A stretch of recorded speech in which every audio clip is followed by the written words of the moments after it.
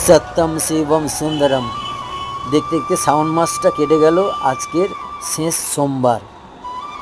অনেক ভক্তরা, অনেক অনেক, লাখ বললেও ভুল হবে, কোটি বললেও ভুল হবে, লক্ষ লক্ষ লোক এই শ্রাবণ মাসে ব্রত পালন করেছে।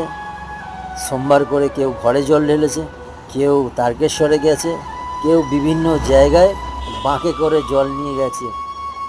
অপার বিশ্বাস নিয়ে মনে বাঁকে জল ভরে রাত দিন কষ্ট করে কি শিবশম্ভু মহেশ্বর বিশ্বনাথের মাথায় জল ঢালতে হবে শ্রাবণ মাসে। এই অচিল ভক্তি নিয়েই আমরা বেঁচে আছি, তাই না?